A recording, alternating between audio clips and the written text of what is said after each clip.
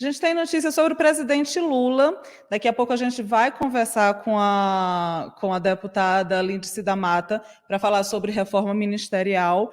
E, antes disso, eu queria rememorar uma fala que o presidente Lula deu hoje pela manhã no chamado Café com o Presidente, que é aquele programa que a EBC, que é a rede de televisão pública, costuma fazer, e são sempre conversas diárias.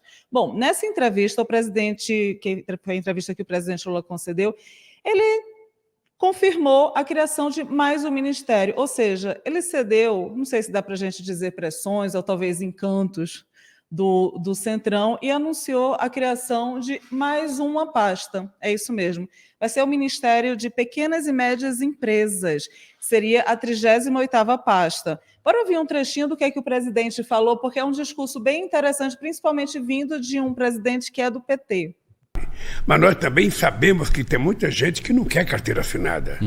Está cheio de gente que está querendo, sabe, ser empreendedor individual, ser empreendedor coletivo, ou seja, então nós vamos criar, eu estou propondo a criação do Ministério da Pequena e Média Empresa, das cooperativas e dos empreendedores individuais, para que tenha um ministério específico para cuidar dessa gente que precisa de crédito e de oportunidade.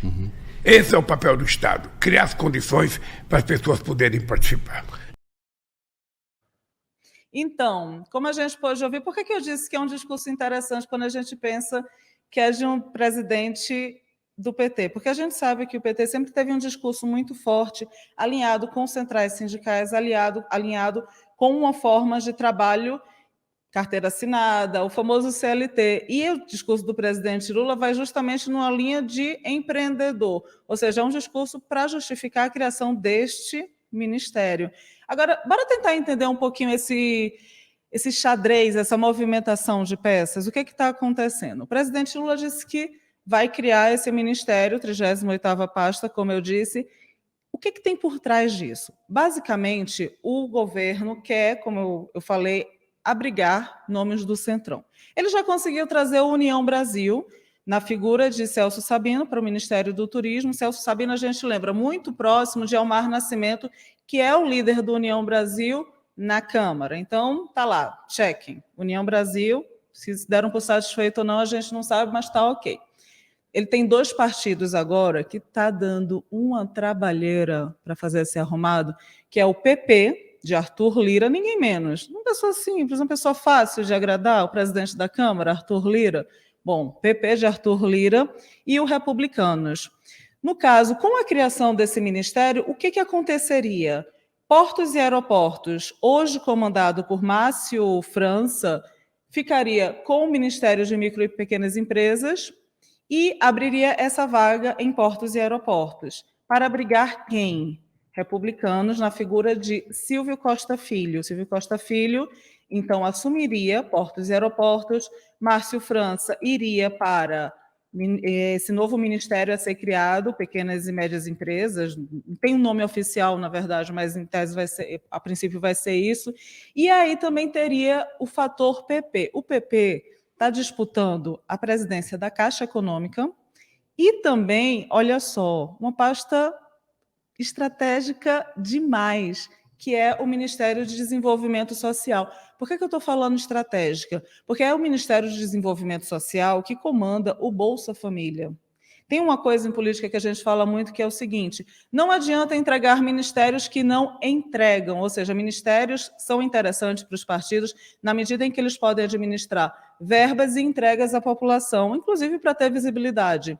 E é nada menos do que o Ministério de Desenvolvimento Social que o PP de Arthur Lira estaria de olho. O que acontece? O presidente Lula tem uma viagem, provavelmente, se não me engano, é para o Piauí. Eu vou até consultar aqui a agenda e confirmar para vocês, para o Piauí no meio da semana. Então, em tese, essa mexida ministerial ficaria para depois da volta dele, ou seja, no final da semana.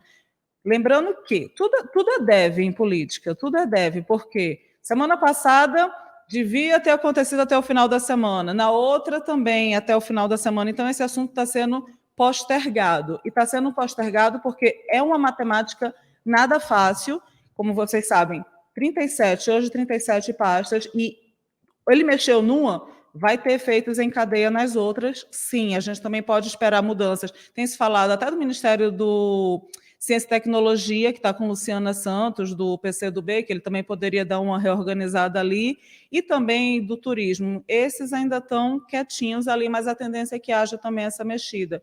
Mas pode ser, como eu disse, no final da semana, mas não é uma matemática fácil. E essa matemática, tudo passa por, primeiro, abrigar o nome do PP, que é a dificuldade, e passa por como fica o PT se perde o domínio sobre o Ministério de Desenvolvimento Social, que é o que abriga o quê? O Bolsa Família. A gente lembra que um dos outros programas que é a vitrine do PT, que é o Minha Casa Minha Vida, já não está com o PT diretamente.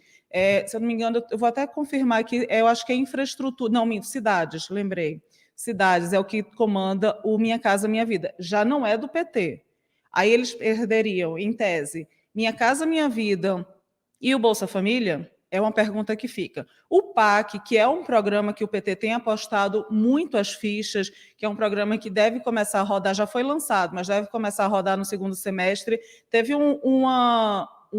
sabe aquelas letrinhas miúdas, que é muito interessante, que é o seguinte: era de se esperar que esse programa fosse gerido pelo Ministério do Planejamento.